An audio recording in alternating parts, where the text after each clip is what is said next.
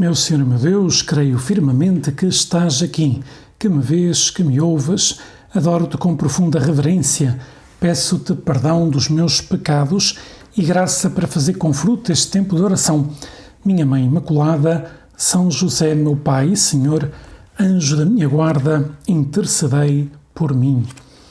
Bem, hoje celebramos a grande solenidade de Pentecostes, a vinda do Espírito Santo, solenidade com a qual termina o tempo pascal. Mas, além disso, é bom considerar que, liturgicamente, a festa mais importante dos católicos, dos cristãos, é a Páscoa. Essa é a festa das festas. Mas logo a seguir à Páscoa, há duas grandes solenidades que têm igual importância, o Natal e Pentecostes. Ora, que interessante o dia de hoje, não é? Há muita gente que ninguém se esquece do Natal, mas muita gente, esta festa passa-lhe um bocadinho ao lado, né?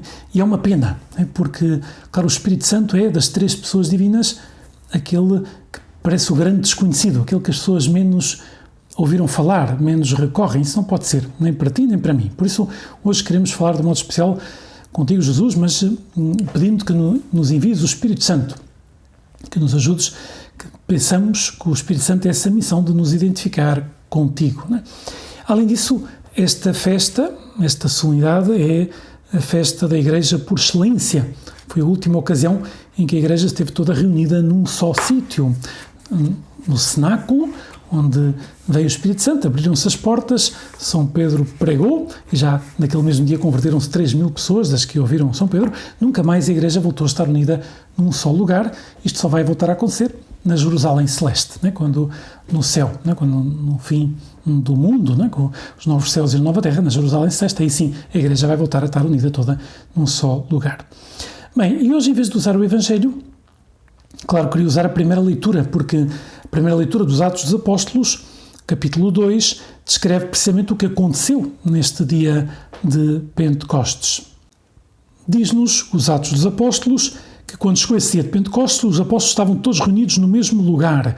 Esse lugar provavelmente seria o cenáculo, onde até tinha tido lugar a última ceia, que provavelmente pertencia à família de São Marcos, está bem? Assim diz a tradição. Subitamente fez-se ouvir, vindo do céu, um rumor, né? E de facto vieram como umas línguas de fogo que pousaram sobre cada um deles, ficaram cheios do Espírito Santo e começaram a falar outras línguas, né? Conforme o Espírito Santo lhes inspirava. E depois, ainda por cima, aconteceu um milagre nesse dia, que foi exatamente ao contrário do que aconteceu na Torre de Babel.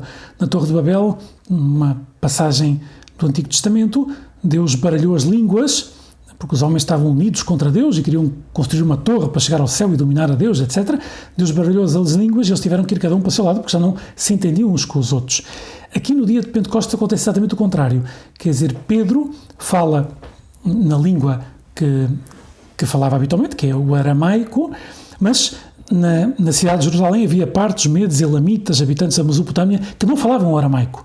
Mas ouvem a pregação de São Pedro, esta primeira pregação do dia de Pentecostes, cada um deles entende na sua própria língua. Então manifesta-se essa catolicidade da Igreja, que está dirigida a todos os povos, todas as culturas, todas as línguas. E claro, neste momento, Deus permite este milagre, né? Que São Pedro fala em aramaico, mas cada um deles, apesar de não entender aramaico, entende a mensagem, né? Entende a mensagem.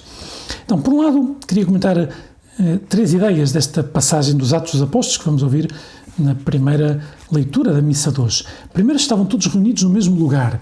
É a origem da Igreja, a festa de hoje, é a sua festa por excelência. Permanecer unidos é uma condição exigida por Jesus para receber o Espírito Santo. Ou seja, Jesus pede que eles permaneçam unidos. Depois já irão pelo mundo inteiro pregar o Evangelho, mas têm que permanecer unidos porque a Igreja é uma só. Ora, isto continua a ser atual.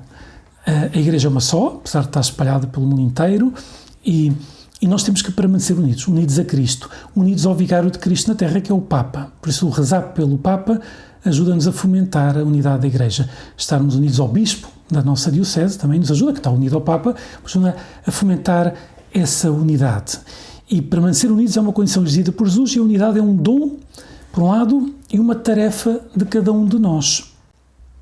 Por um lado é um dom, Deus concede-nos esse dom da unidade, mas por outro lado nós temos que manter essa unidade, rezar pela unidade, saber que o que nos une é a fé e a moral de Jesus Cristo. Depois há muitas coisas que cada um de nós pensa de um modo ou de outro, tanto faz, há muitas coisas opináveis, digamos assim, mas a fé não. A fé é uma só, né? e a moral de Jesus Cristo é uma só, e a Igreja é uma só. Né? E por isso, às vezes causa pena ver como hoje em dia, pois também o demónio está empenhado em gerar a desunião dentro da Igreja, e já há pessoas que falam mal umas das outras dentro da Igreja, e não pode ser, né? Nós não podemos pactuar com isto. Né? Todos nós temos de estar unidos ao Papa, seja ele quem for, ao Papa atual, ao Papa que virá depois, ao Papa que veio antes. Porquê? Porque o Papa é sempre o elemento de unidade na Igreja, e aquilo que nos une é a fé, né? A fé e o rezar por ele, etc. E saber que ele conduz a barca de Pedro, que é propriamente a Igreja, e depois disso fomentamos a unidade também, conhecendo a doutrina de Cristo, né? A unidade na fé, a unidade na moral. Né?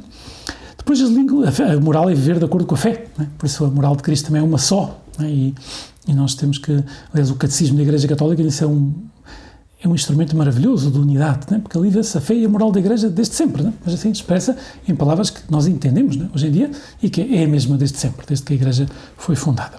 Depois fala das línguas de fogo. As línguas de fogo é uma imagem do amor que penetra todas as coisas como esse elemento purificador. O Espírito Santo purifica, se nós deixamos o nosso coração. O nosso coração é o mais profundo do nosso ser, nossa capacidade de amar, né? De amar a Deus e por Deus ao próximo. Por isso temos que pedir, Espírito Santo, hoje, vem, renova a face do meu coração, purifica o meu coração, ajuda-me, dá-me um coração bom, dá-me um coração à medida do coração de Cristo, renova a face da terra, renova a face da Igreja, né? Renova a face da minha paróquia, né? Depois do grupo de jovens, eu sei lá, né? Pois isso, nós temos que pedir constantemente ao Espírito Santo que nos renova, porque o Espírito Santo, como disse uma vez Bento XVI, o Espírito Santo é um mistério do Pentecostes, é um verdadeiro batismo da Igreja. A Igreja continua a viver constantemente a efusão do Espírito Santo, e sem esta efusão ela esgotaria as suas próprias forças. Isto é uma comparação de Bento XVI, como uma barca à vela à qual faltasse o vento. Né? É o Espírito Santo que leva a Igreja para a frente.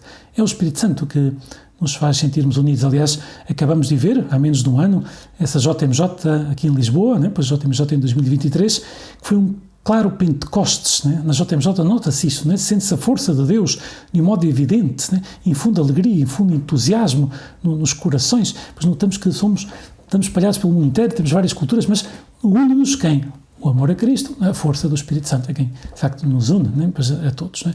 E por isso não há Igreja sem Pentecostes, né? Não há, o Pentecostes, o Espírito Santo leva para a frente a Igreja, né? E renova constantemente a Igreja e leva a Igreja a cumprir a missão que Cristo lhes deixou, e depois nós notamos isso, né? Todos éramos um só coração e uma só alma, né? Depois na JMJ, né? Quando temos essa oportunidade, quando vamos a Roma, né? na Praça de São Pedro, né? Percebemos que a Igreja é universal, né? Pois ali estão pessoas de culturas muito diferentes. O Papa, no dia de Natal, no dia de Páscoa, dá essa bênção, um urbiatório, e depois fala em várias línguas, cumprimenta as pessoas, desejando um bom Natal, uma boa Páscoa. Esta universalidade da Igreja. E depois diz-nos que os apóstolos começaram a falar outras línguas. O Espírito Santo dá-nos a capacidade de compreender as línguas de todos. Né? Quando é importante perceber isto, né? Quer dizer que compreender a todos. Né? Agora, saber ouvir as pessoas que estão longe de Deus, para perceber porque é que elas estão longe de Deus, saber os nossos amigos, as nossas amigas, né? Para perceber como é que podemos ajudar, necessitamos ouvir. E o Espírito Santo depois inspira-nos a palavra que devemos dizer, né? Para ajudar esta pessoa ou aquela outra. Nós temos que ter devoção. Às vezes pode acontecer a ti, como acontece a mim, que às vezes ouvimos uma pessoa e não sabemos o que é que eu digo a esta pessoa. Que conselho é que eu lhe dou? E eu dou-te um conselho que medita com calma e verás como dá sempre certo, que é, nesse momento invoca o Espírito Santo e o Espírito Santo fala através de mim. E depois diz alguma coisa e já verás como o Espírito Santo fala através de cada um de nós. Né? Porque Deus, o Espírito Santo, está desejoso de falar através de nós. Nós temos que ter fé em invocá-lo, sobretudo quando temos que falar. Por exemplo, uma coisa que nos aconselham os sacerdotes que gravamos aqui os 10 minutos com Jesus, é que antes de gravar, preparemos a meditação, evidentemente, preparemos os 10 minutos com Jesus, mas depois, antes de começar a gravar, depois invoquemos o Espírito Santo, peçamos ajuda à Nossa Senhora, evidentemente, não é? Porquê? Porque não adianta uma pessoa preparar bem um tempo de oração se depois o Espírito Santo não toca no coração daqueles que vão ouvir, não é? Por isso, alguma vez temos que dizer alguma palavra, uma palavra oportuna, pois não sabemos que palavra dizer, invocar o Espírito Santo, ter fé, ter fé que o Espírito Santo nos ajuda. Amém. Nossa Senhora, não há Pentecostes também sem a Virgem Maria. Maria mantém a Igreja unida. Maria neste dia diz que estavam todos em oração, junto com Maria, Mãe de Jesus, não é? Aparece isto claramente nos Atos dos Apóstolos, estavam todos unidos, os apóstolos, as santas mulheres e, em primeiro lugar, lá, Nossa Senhora, quando receberam a força do Espírito Santo. E depois abriram-se as portas do cenáculo e foram pelo mundo inteiro pregar o Evangelho, mas unidos. E Maria une a Igreja ao seu Filho e também nos ajuda a ter uma grande devoção a Deus Espírito Santo. Vamos lhe pedir que nos ajude, a cada um de nós, a sermos muito dóceis à ação do Espírito Santo na alma de cada um de nós. Dou-te graças, meu Deus, pelos bons propósitos, afetos e inspirações que me comunicaste nesta meditação. Peço-te ajuda para os pôr em prática. Minha Mãe Imaculada, São José, meu Pai e Senhor, anjo da minha guarda, intercedei por mim.